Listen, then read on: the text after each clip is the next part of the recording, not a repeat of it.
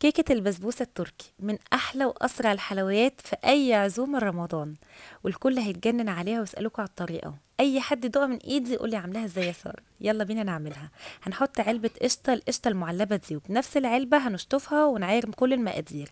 هحط 2 سميد، مرتين سميد يعني، ونصها سكر، وبنفس العلبة هنعاير مرة واحدة حليب باودر.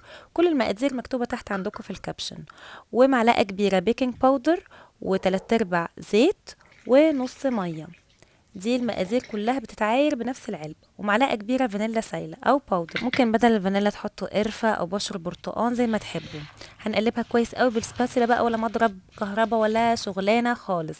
وهندهن صينية مربعة أو مدورة زي ما تحبوا بزيت. هندهنها بالزيت الأول ونفردها كويس قوي، ونسويها بالشكل ده بالسباتيلا. وبعد كده هنخبطها خبطتين، والفرن عندي متسخن قبلها ب10 دقايق ربع ساعة كده. وهندخلها على فرن درجة حرارته 180، هتقعد لمدة 10 دقايق. هطفي الفرن وافتح الشواية تاخد لون حلو كده، واقلبها تاخد لون من كل ناحية. تطلع وهي سخنة اخرمها بالخلة كده زي ما انتم شايفين. وبعد كده اسقيها بالحليب المكثف، وخليكوا كرمة. غرقوها بالحليب المكثف هو اللي بيحليها. واسويها كويس كده بالسباتولا بالحليب المكثف، ويا سلام. نغطيها بقى ونسيبها ربع ساعة. لو مستعجلين ربع ساعة بس، لما بتقعد من نص ساعة لساعة بتكون احلى. بصوا الجمال بقى والحلاوة. نقطعها بقى بالشكل ده. انا قطعتها مربعات، كروهات كده متوسطة. الاول نعملها بالشكل ده، وناخدها بقى من الناحية التانية. يا سلام. مفيش ولا اسهل ولا اسرع من كده. هطحن بقى شوية فستق كده ندلعها بالفستق الحلبي القمرس ده. هنغرقها بالفستق. وبصوا بقى مفيش احلى من كده. تعاكس من حلاوتها، احلى واسرع. اهم حاجه اسرع في رمضان، احنا عايزين حاجات سريعه وبسيطه، وفي نفس الوقت الكل يتجنن عليها. انا متاكده لما هتجربوها هتعجبكم جدا، واي حد معزوم هيقول لكم الطريقه منين، قولوا له دي طريقه ساره. يلا جربوها بالف هنا، ورمضان كريم عليكم. ام علي من الحلويات الاساسيه معانا في عزومات رمضان. انا عليا طاجن ام علي الكل بيتجنن عليه. اسمه ام زين بقى علشان انا ام زين. اول حاجه هنجيب عجينه الباف بيستري متوسطه الحجم او صغيره زي دي. والفرن بتاعي متسخن قبلها ب10 دقايق، وهتخش على 180 لمده 10 دقايق. هسخن 3 كوبايات حليب، عليهم 3 معالق كبار سكر. السكر ده يرجع لكم اقل اكتر زي ما تحبوا. هندوب السكر كويس قوي كده في الحليب، ويسخن معايا كويس. وبس كده، خليهم على جنب. جبت شوية بندق كده هطحنهم. ساعات بعملها كمان بالفستق، ساعات بندق وفستق الاتنين مع بعض زي ما تحبوا، اللي موجود عندي بستخدمه. بصوا عجينة الباف بيستري اتنفخت كده، دي الصغيرة اخدت 10 دقايق بالظبط. لو الاكبر شوية اللي هي المتوسطة بتاخد تقريبا ربع ساعة.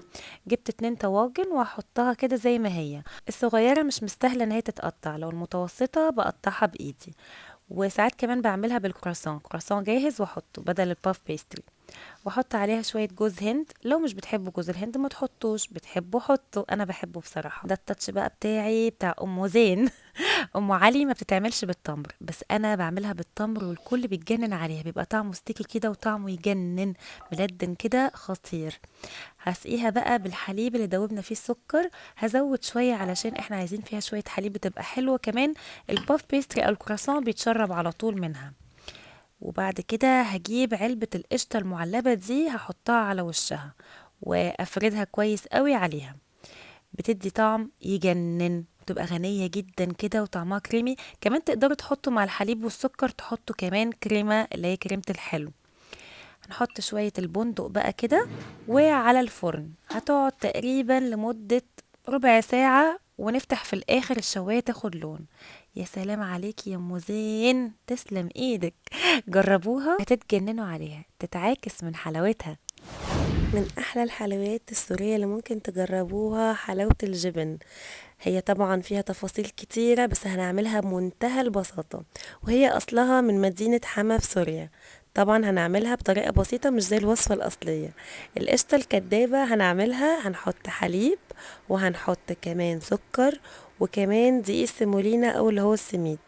وهنقلبهم كويس قوي لحد لما هيتقل معايا. هيفضل يتقل شوية كده، ولما يبرد هيتقل اكتر.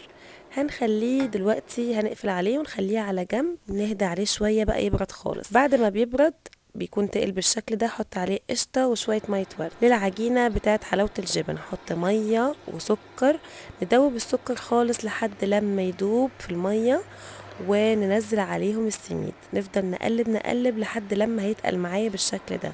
هننزل عليهم بجبنه موتزاريلا، لازم تستخدموا نوع كويس، طبعا هما بيستخدموا عكاوي. هنقلبها كويس قوي وننزل معاها شويه موارد او مظاهر زي ما تحبوا، ونفضل نقلب كويس قوي كده لحد لما هتمط وتطلع معايا لفوق فوق فوق كده بالشكل ده. هنخليها على جنب تبرد شويه. دلوقتي هجيب بلاستيك راب اللي هو النايلون الغذائي، وهحط عليه قطر او ميه ورد، وهفردها عليه قطر اللي هو الشربات يعني. ودلوقتي هنحط كيس كده بالشكل ده، دي طريقة سهلة، ونفرد بالنشابة، وهظبطها تبقى بشكل كده مستوي كويس جدا من كل الحروف كده. اظبط الحروف بتاعتي كده بالسكينة واشيلها. وهنحط بالبايبنج باج او كيس الحلواني القشطة، وازق كده بالبلاستيك راب ولفها لفة لفة حلوة كده، واقطع كويس. وبس كده احطها في الطبق، وهكذا اكملهم.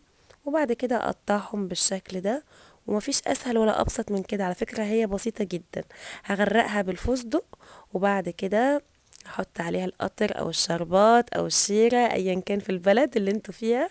وهندوق بقى احلى حلاوة جبن هتجربوها، بصوا تتعاكس من حلاوتها. اعملوا سيف للوصفة وابعتوها لكل حبايبكم، وبألف هنا يا رب.